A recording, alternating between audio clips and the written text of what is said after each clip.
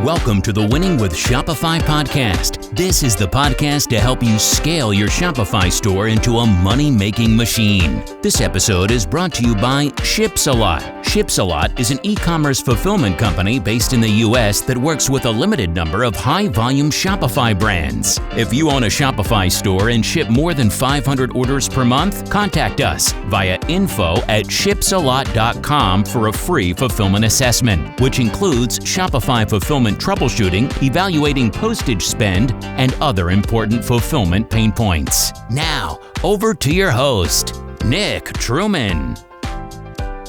Hi everybody, and welcome to another episode of the Winning with Shopify podcast. For anyone that's not tuned in before, welcome to the show. It's an absolute pleasure to have you tuning in today.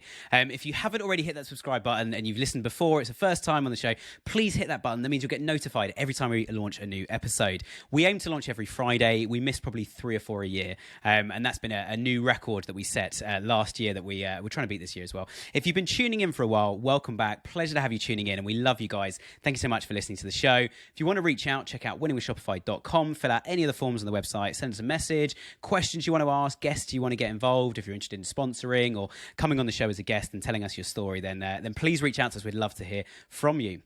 Today, we're going to be continuing our series talking about fulfillment, operations, logistics, and a whole range of other things. I've got a very special guest with me today, and his name's David, and he's from a business called Edge. So without further ado, David, welcome to the show.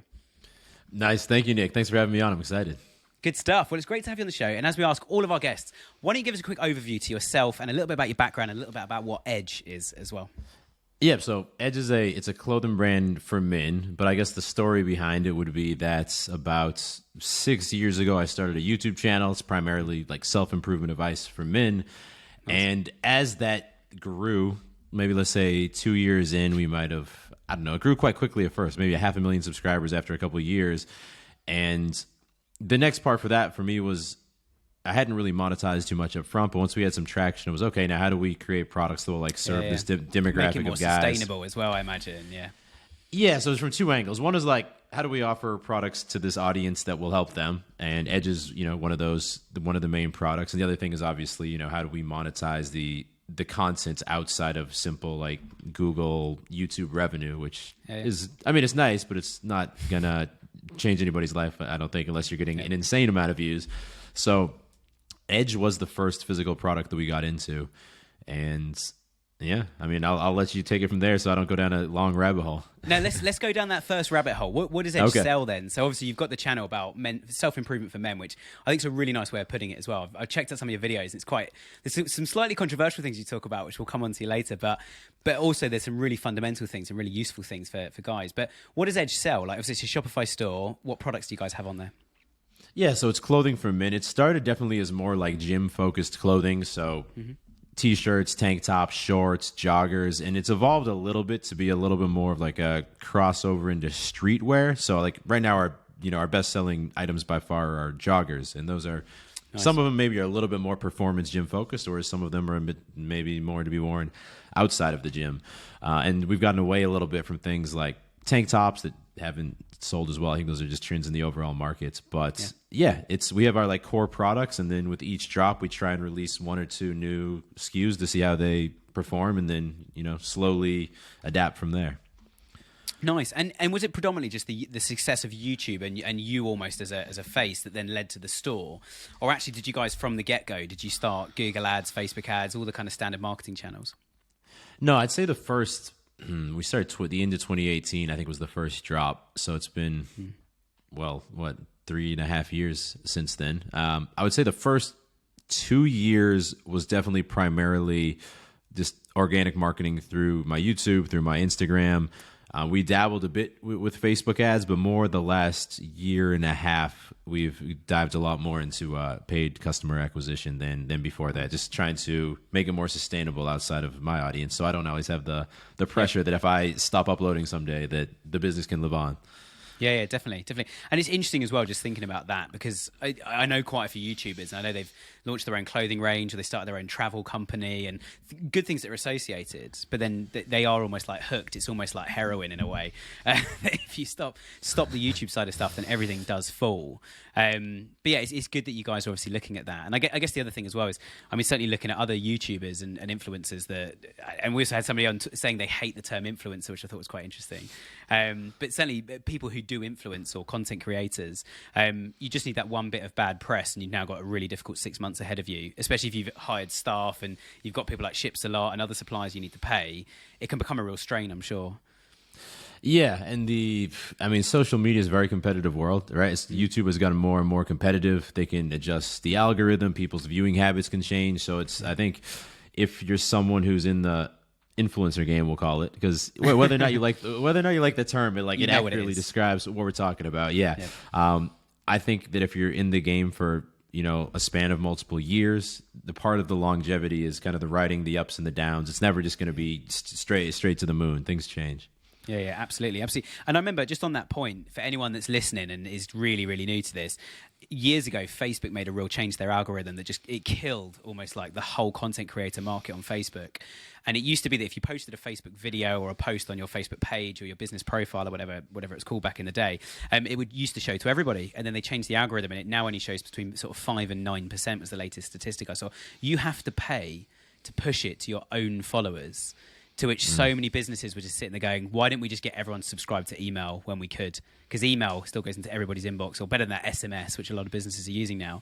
But certainly Facebook, as you say, if YouTube changed the algorithm suddenly, your next 5 videos are not going to be successful. And what happens to your revenue as a result? Or what if subscribers weren't getting notified when you posted? Which I don't think Facebook were ever going to do what they did. But I don't imagine YouTube would, but I wouldn't put it past them based on what other channels have done.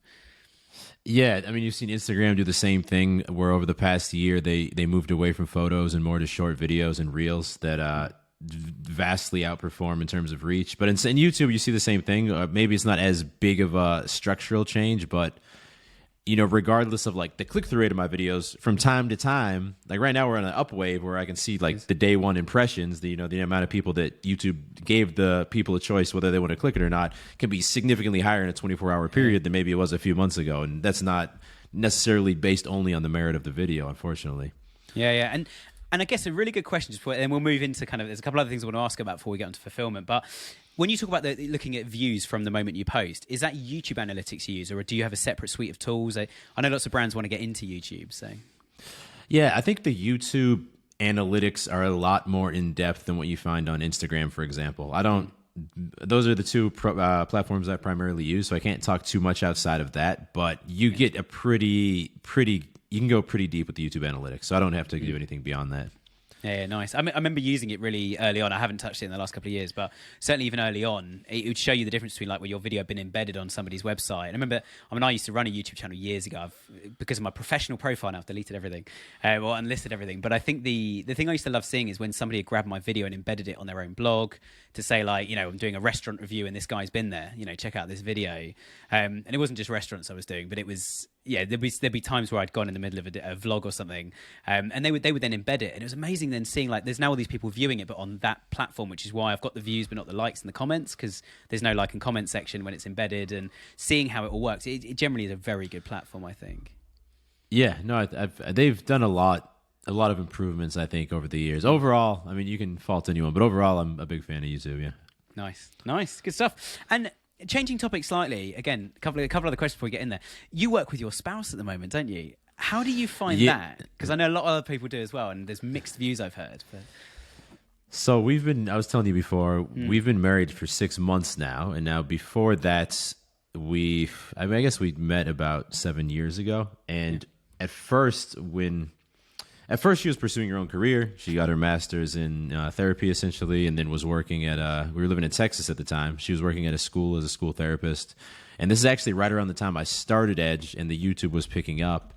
And I was at the point where I needed to hire a full-time employee just to help me manage things. And at that point, I offered it, hey, if this is something you want to do, I think it would be cool. She accepted. She quit her job. And there's definitely been ups and downs. It's different managing like responsibilities versus like a regular employee, obviously. Yeah. But I think overall we've done a pretty good job managing it, and it's worked out well for the most part. Yeah. Nice. And one more question on it. And I don't want to go too deep into it because I know it's kind of it's work life and personal life.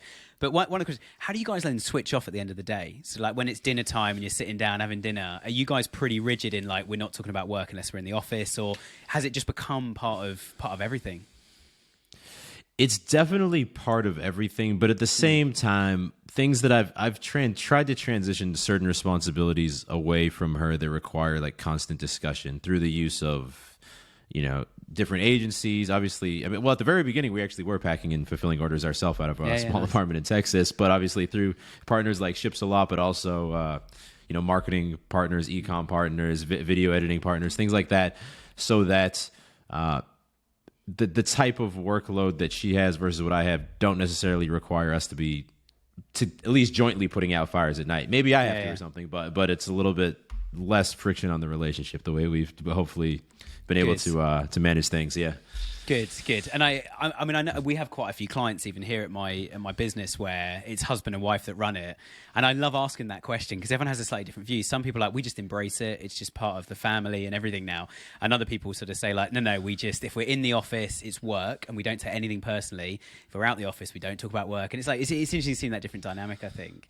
But I guess it's, you almost have that with anybody, or you must have that with your staff as well. Obviously it's a different level, but there must be a level of actually, I need to be on a good side with them. So that day where they do something wrong, they know I've got their best interest. They're not just going to get angry at me and we can talk about things. Whereas there's always that staff member you don't know very well. And it's like, I feel nervous to even go and tell them off or, have a word because they've cost us money and screwed something up. I imagine there must be quite a contrast across the team there. Yeah. No, I mean, I think you're right. At the end of the day, like managing a relationship is managing a relationship. Obviously, maybe different context. Spouse versus employee is a bit different, but there's still the same balance of things. Yeah. Nice. Cool. Well, let's move on to fulfillment on a completely different note, because that's obviously what we're talking about today.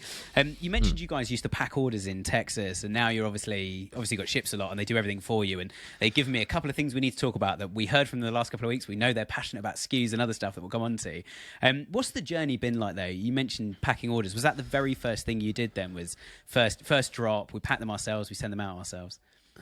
Yeah, I think the first drop I want to say was 200 t-shirts, 200 tank tops. So it's very, relatively low quantities. We just bought a label printer, had them stacked, we didn't have SKUs or barcodes at that point, but we had them stacked by like color and size. By color and size in the apartment. And, the first day there was, I don't know, maybe 50 orders, right? Things were a lot smaller at the beginning, and we packed those. I think the second drop was maybe 800 units. And then maybe after the third drop exceeded 1,000 units and maybe 100 orders the first day, we didn't. The apartment was then at that point, taken over by the product. Yeah. So at that point, we tried to find a fulfillment partner because I didn't want to, going with a 3PL, the fulfillment partner like Ships a Lot seemed to make the most sense. I didn't really have a desire to lease a warehouse space, train a team on fulfillment, have to manage that day to day. That's nothing that excites me.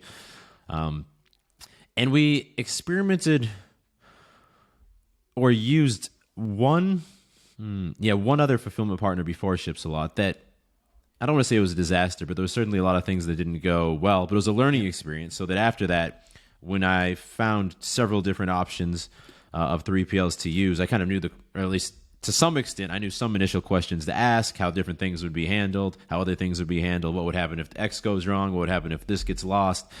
And at that point, I had a phone call with Max from Ships a Lot, and he was able to make me feel confident about moving forward with them. And I think that must have been maybe the very beginning. That's probably like second half 2019, because we've probably been with them for a solid 3 years now.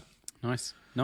And one of the things you just mentioned as well that I think is so important here is the confidence. I mean, as I say, like anyone who's been listening for a while, you've met Max, you've met Zach, and also we had John on last week as well.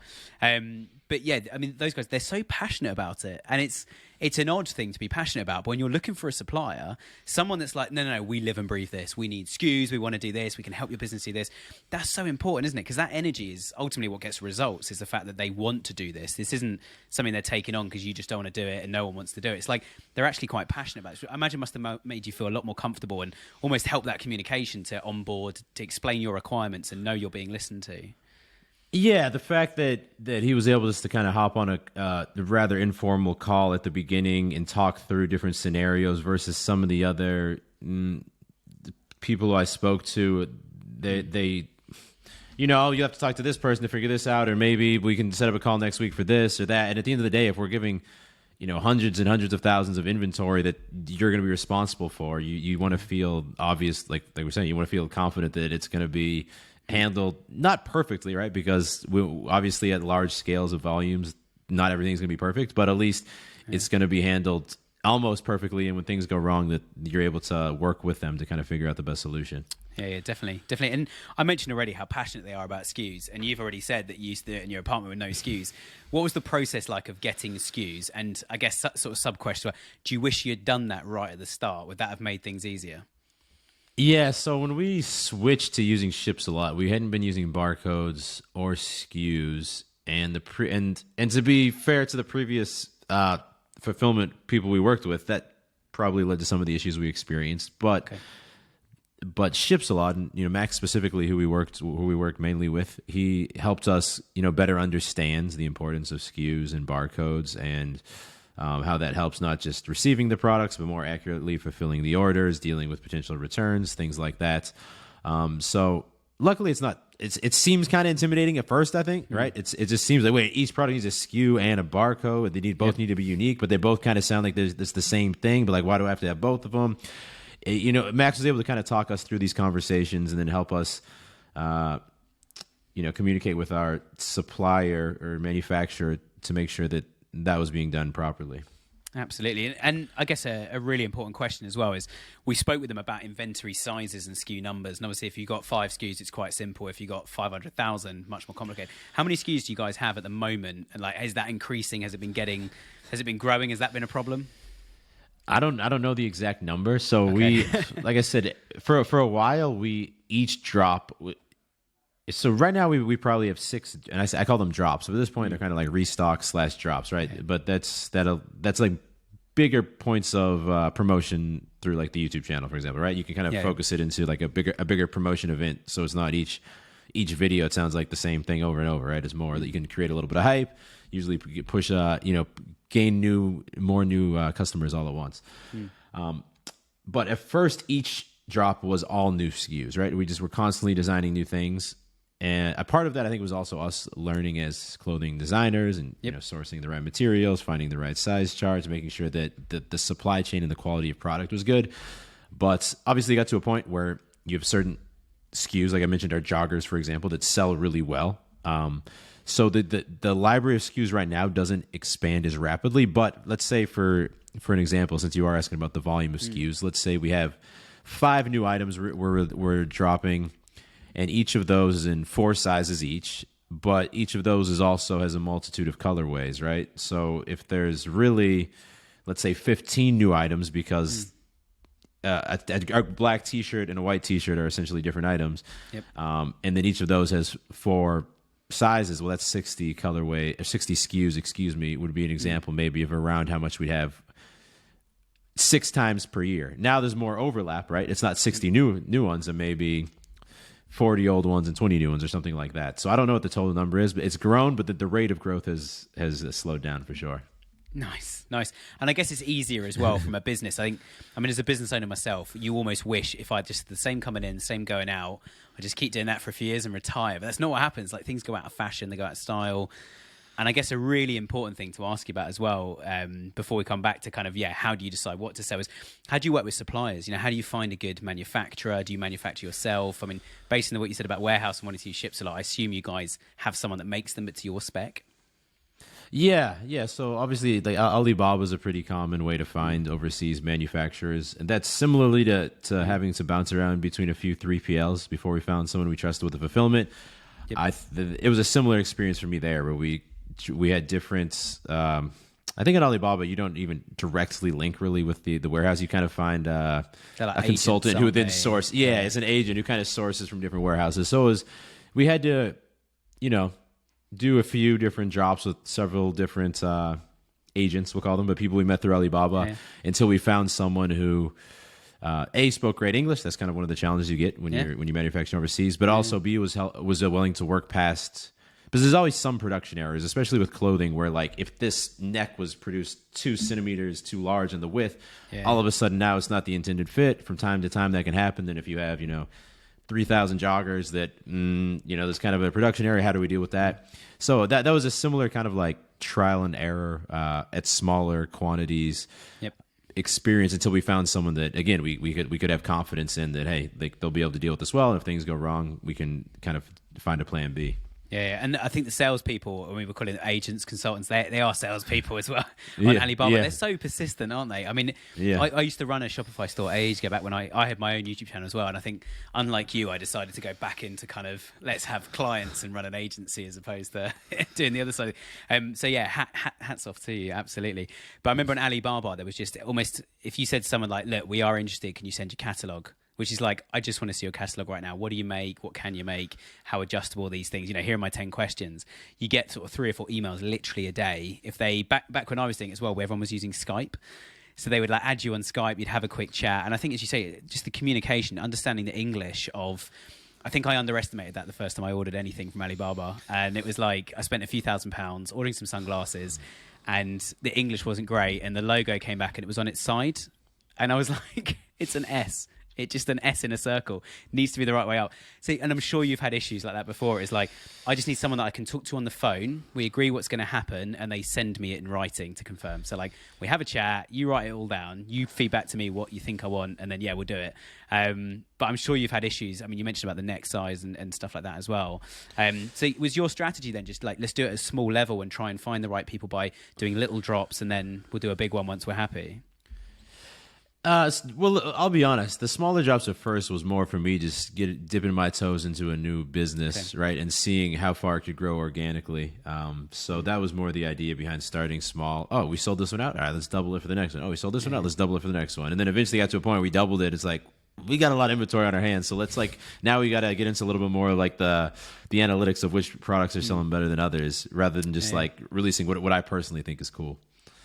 And how do you manage that process now? So how do you review what's selling well, what inventory you've got? Do you use a tool that says this one's selling fast, order by this date to make sure you're topped up in stock? Do you guys still do it quite manually? Would you say you're a business that pushes products as opposed to just sells what's on demand?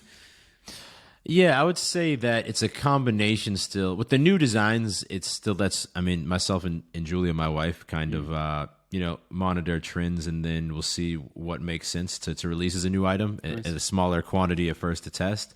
But for like the bulk, let's say maybe like 80% of the quantity for each bulk order that we're making, a lot of that, I found a good agency that I partner with that helps a lot with the paid advertising. They also help me a lot to kind of strategize inventory, because inventory is not something that's so sexy or that fun to think about.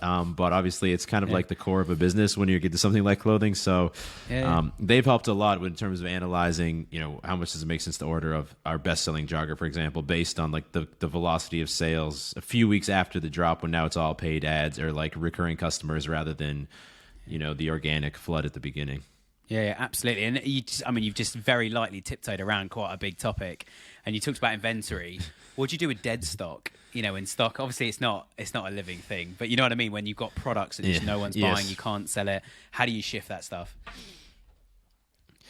Primarily through discounts, right? Obviously Black Friday is kind of like the big events of the year where you can get really aggressive on discounts, and it doesn't really hurt the brand image, because obviously if tomorrow I just say, well, these products are all 70% off, maybe it kind of cheapens the feel of the brand. But Black Friday, you can get away with that because it's kind of expected and people have their wallets out and ready to spend. So that's always in the back of my mind. Well, worst case, we just, warehouse this till November and then we'll move it then. But also if we have a little bit of an extended time in between two drops, you can do a bit of a sale where it's a coupon code, and you also maybe pre-discount some of the dead inventory, as you're saying. So then by the time that the discount code is applied on top of the actual product discount. Maybe people are still getting 50% off of those products. You push them a little bit more on the organic side of things. But yeah, the having actual inventory management that's calculated ahead of time rather than ordering, at one point we ordered thousands of these oversized like tees and long sleeve tees that I thought were the coolest thing ever. And we sat with those for over a year because that's not what people wanted, even though I wanted it. Yeah. And I guess, something you mentioned there that's quite a big thing, I think, and I'm very guilty of doing this in the past, is because it's your business, it's like your baby, isn't it? So the emotional side can kick off, and like you've just said, like, I think these things are amazing. Let's do, and I've definitely, I'm hopefully learning as I'm getting older now, but I've definitely jumped on bandwagons before and gone like, I remember one a while ago. It was talking about like blockchain computers and stuff, and I was like, this is the next big thing. And right now, everyone's buzzing about AI. And some of my clients have sort of said, and certainly my team have said, you don't seem excited about this, Nick. You like technology, like this all looks. And I'm sort of saying, I want to be excited when it's working. AI is not, it's doing bits and pieces now, but it's not taken over. So when it's taken over and it's like the iPhone, I got very excited about the iPhone, but I was excited about 1,000 things. And now everyone's got an iPhone or a smart Android or a Pixel or something. So that's pretty cool. But I guess you've got to be so careful as a business owner when it comes to things like stock, thinking like, especially when you're running the YouTube channel, which was the face of everything initially, you must find that so often it's like you get so carried away with something. You like, these are going to be massive. I'm going to sell thousands of these. You buy them and everyone's like, they're not cool. And it's like, oh no, they're in my warehouse. I've got to do something. Yeah. And certain brands position, at least in the clothing space, position themselves more as like hype brands, and it works for them where they can kind of release more risky designs or things like that, and they're kind of like a drop-based business. Whereas for us, we found that what works more for us is just having like the bread and butter items and maybe making small iterations on those. But like, and at the end of the day, from a business perspective, it's actually a lot nicer that that's the case than because if the hype-based thing was more the direction we went. At first, I would have thought it was cooler, but right now, I would not think it's cooler because that creates a lot of need for constant constant designs, new SKUs all the time, haven't you? And it's like, and I guess the other thing as well, you don't want is someone going like, "Oh, that's cool," and you say like, "Yeah, it's 2 years old. This one, I only bought it yesterday, but it's 2 years old. It's the old model." Whereas if it's like they just always sell those things and those things are always available, then great. It's a much better way of doing things. Let's change topic slightly as well. Let's talk about packaging. So when you send stuff out now, obviously they've seen the YouTube channel, which is great. It's your face. It's really engaging. People can actually talk to you. They can drop a comment, they can like stuff, and they can engage with you. They come onto the website, and it's all very fun, exciting. How do you keep that going when there's like a cardboard box or a bag that's arrived in someone's house with an item in it? Yeah, I mean the packaging we haven't changed it that recently, but we made some changes to it early on. But again, when you have that agent on Alibaba, it's a lot of the times things that you don't specifically ask for, like the type of packaging or if you want like a hang tag on it, or even the label on the inside that maybe talks about the materials and the wash directions. It's going to go in the cheapest plastic bag they can find, right?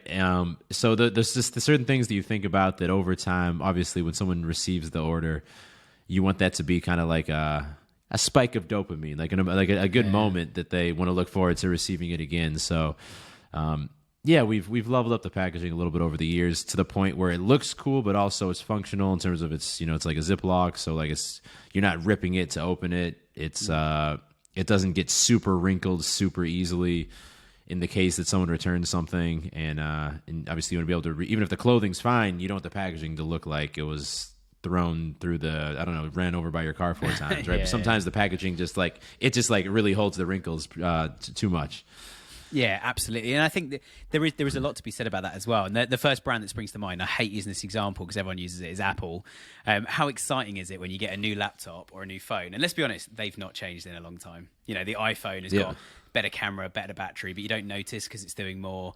And but there's that excitement, like the white box arrives and you like open it up and it's always got that fresh Mac smell. But I think it's the whole experience of like, and I think people almost forget, and then the next one arrives and they're like, oh my gosh, I forgot about this. Like, the whole experience of opening a new product. But you mentioned something really interesting there as well about returns. And as a business, obviously, if you send something out and even if they've not worn it, they send it back and it's been badly packaged or it's been damaged during delivery on the way back, or maybe that's the reason they're returning it, you can't resell that. So whatever that item's cost you, that's just net loss now, isn't it? So I imagine, I've never really spoken to anyone about return packaging, but it must be so important to make sure you get the item back. It can just be steam cleaned or whatever, repackaged and sent back out to the next customer, and it's still brand new and fit for purpose. Yeah, no, exactly. Yeah, and we've some of the packaging we used in the past. Yeah, it would look destroyed regardless whether or not people tried to be gentle with it or not. But you can't also count on the end customer perfectly opening something and perfectly putting it back, right? That's not realistic. No. I mean, they're never going to fold it in the same way as the factory do, are they? They're going to just drop it in fours and put it in the packaging sort of thing. But yeah, I mean, jumping back to Alibaba really quickly, something else you mentioned I think is so important. You mentioned about asking questions. You mentioned the label that goes inside, the packaging that it comes in. Would you say that over time you guys almost, it might just be a mental guide, but you're almost building like a checklist of, we need to make sure every supplier can do this. You know, send us one sample item that's fully packaged, fully everything we need to show us you can do this. And I guess that's part of the learning curve, isn't it? Yeah, I mean, I think it's like anything where like as long as, because if you're going to be in business for more than a few months, right? Like it's going to be an iterative process where it's okay if the packaging is crap the first drop, right? It's not really a problem because the whole idea is that, well, like as long as we fix an issue and we identify it, it's going to be more important that the next 3 years this is correct than it was just like one time last month. So I think that having that mindset helps, where it's like the world's not burning just because one thing goes wrong. It's like, oh, that's just something else we can fix so that going forward everything runs a bit smoother. Yeah, definitely. I can't remember what book it was now. I was reading a book a few years ago. I've stuck by this mantra of, it's not about not making mistakes, it's about recovering from them, because you're always going to make mistakes. It's always going to be bad stuff. So just be ready for it. And it's like, it makes life a lot easier, actually. Cool. And maybe not last thing, but one of the things to come back to then, you mentioned about like doing a big flash sale or hyping something up, or I imagine with YouTube as well, you must do collaborative videos of people and suddenly they're showing you as much as you showing you, and then you get this big spike of traffic in. How do you guys manage that in terms of not relying on those spikes like we spoke about, being a hype brand, but how do you manage that from a fulfillment point of view, from customer service? If you suddenly get a big wave, if something goes out of stock quickly and everybody wants it and you've got to send all these messages, like how do you manage that? Like, do you need to scale up your team instantly? Like, how do you go about it? Well, we'll obviously communicate with ships a lot because that's like the primary workload that's going to increase with a big influx of orders. Obviously, customer service will as well, but the primary thing is if we get 20 orders tomorrow, it's a lot different than if we get 1,000 orders tomorrow, right? So just kind of letting them know.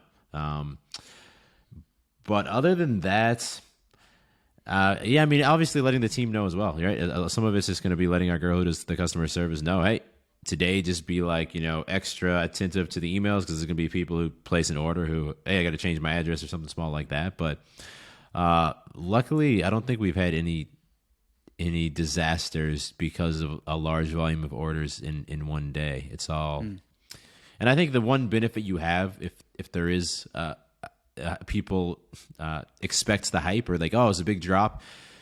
This is one advantage of YouTube is that hopefully people like me a little bit if they follow the videos and they're watching and buying something. So I think you can get a little slack, but I think people also understand, especially with something like Black Friday or a big launch, that well, there's probably a lot of other people to order it. So if my order ships tomorrow or the next day instead of today, like that's, an expectation a lot of people subconsciously have as well.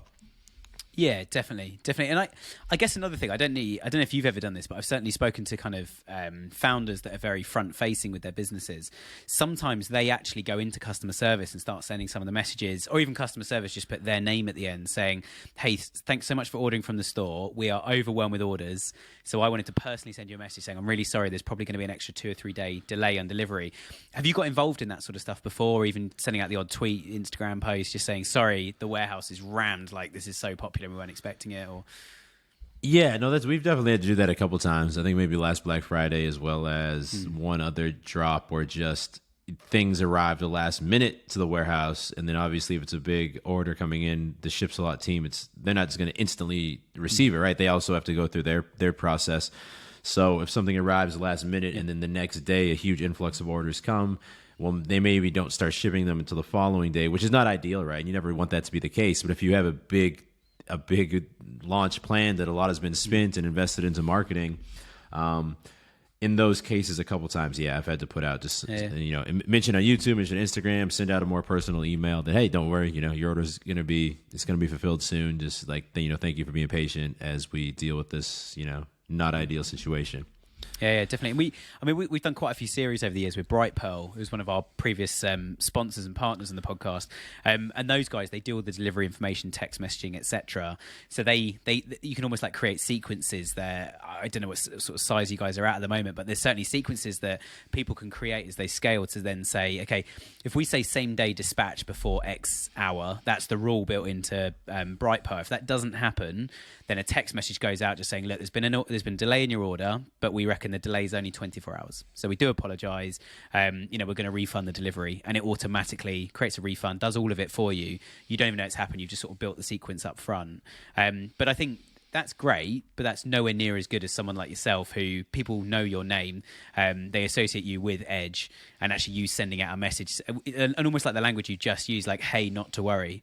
Like, it's really casual. It's very communicational as well. It's not a sort of formal, like, order 1, 2, 3, 4, 5. This cannot be fulfilled on time. Warning, big red box. Like, actually just a personal email, almost like a text message. I imagine it must be so much more effective for your customers. Yeah, because even though in those couple moments I've been freaking out because I feel bad that a lot of people have already spent the money and their product's not going to arrive in the normal time frame that we'd like. It's never actually turned into an issue on the customer side. Obviously, there's going to be a couple of people. There's always some percentage of customers that aren't going to be happy, no matter how reasonable, unreasonable things are. I think that's also part of doing business, right? For whatever reason, those issues come up from time to time. But the ones that I've always been worried, like, oh man, this is awful. Like, what are we going to do? Obviously, I think putting those messages out helps, and being like kind of owning it and being upfront, and that's never turned into like a large amount of unhappy people, as I feared. Like, oh my God, everyone's gonna come get me. That's never actually happened. I mean, I've certainly had dreams about like all my clients knocking on my front door at my house, and being like, "We're angry. What's going on?"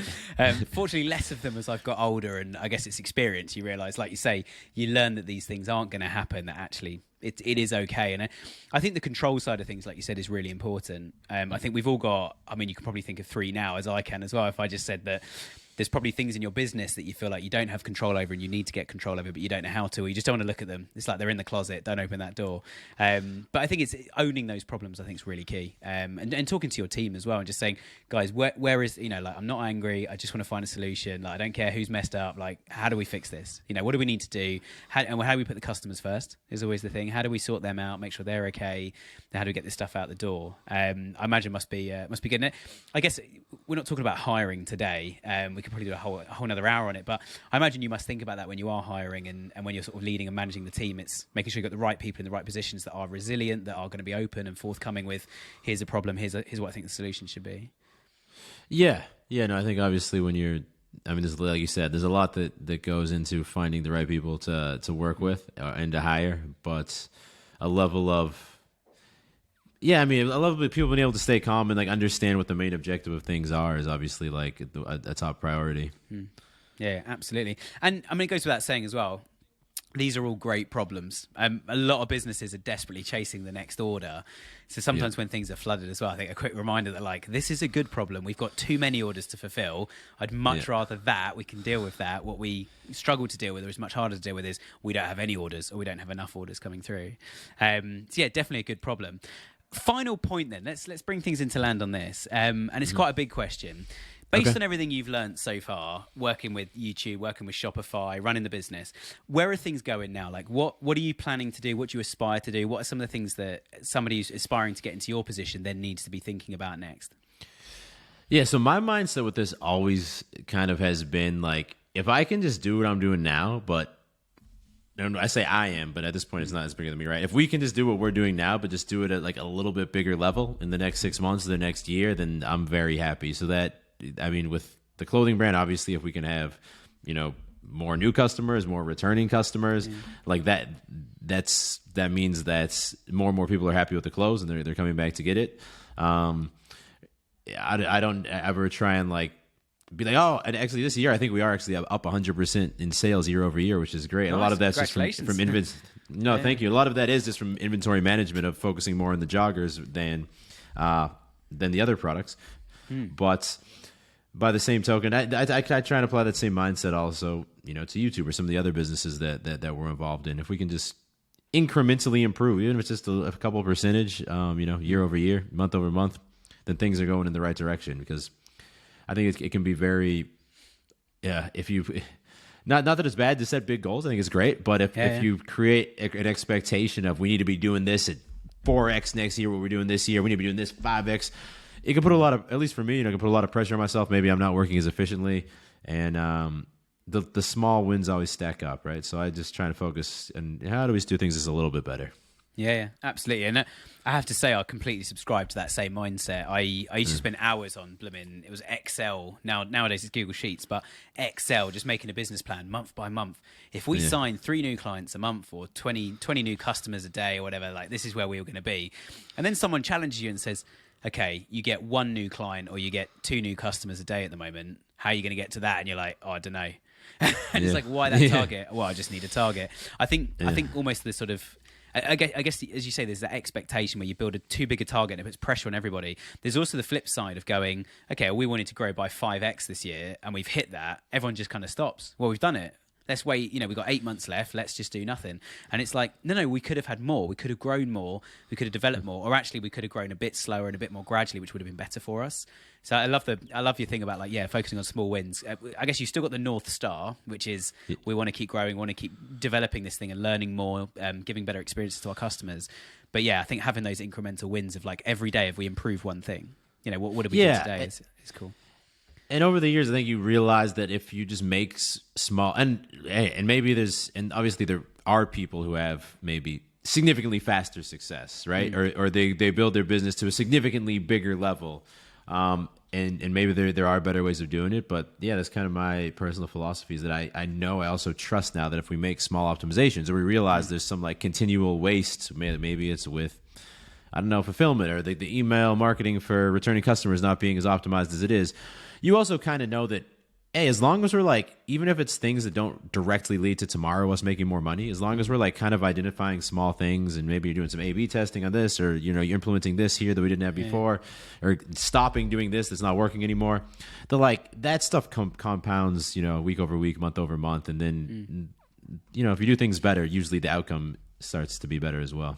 Yeah, absolutely. And I guess the other thing running around my mind is there's always a bigger, I read a great boat, it's always a bigger boat. There's always a shiny object. There's always something that you're like, oh my gosh, TikTok's launched. Let's go crazy on TikTok. It's like, no, let's put a few videos out, test it. We're not going to chuck it in the bin if it doesn't work, but we're also not going to go all guns blazing and put all our eggs in one basket. Let's try it, let's test it and see where we get to, which I think is also important. But awesome. Agreed.